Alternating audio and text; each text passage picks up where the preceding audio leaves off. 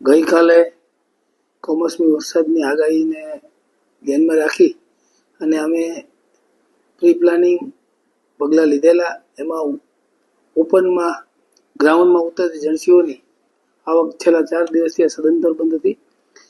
અમારી પાસે જેટલા શેડની વ્યવસ્થા છે એ વ્યવસ્થામાં જેટલો જણસીઓ ઉતારતા એ બધી જણસીઓ અમે બધા શેડમાં ઉતારેલી. હરરાજી કાલે પણ ચાલુ હતી, આજે પણ થઈ છે.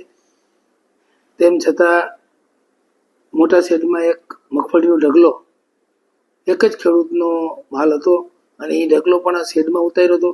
પણ વધુ વરસાદ અને તોફાન પવન સાથે વરસાદ આવવાના કારણે પાણીનો પ્રવાહ આ સેવાળે ઢગલો હતો એટલે પાણીનો આખા યાર્ડનો પાણીનો પ્રવાહ ત્યાંથી પસાર થતો હોય અને પાણીના પ્રવાહ વધવાને કારણે આ ખેડૂતની મગફળી થોડીક તણાણી.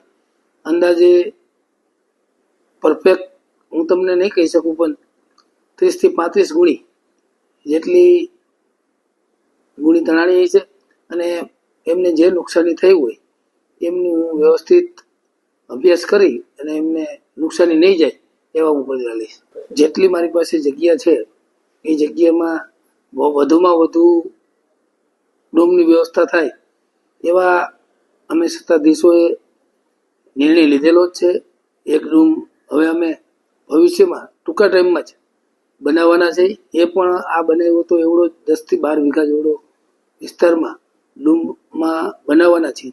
એટલે ખેડૂતોની જણસીઓ જ અમે ડૂમની નીચે ઉતરે એવી વ્યવસ્થા કરવાના છીએ.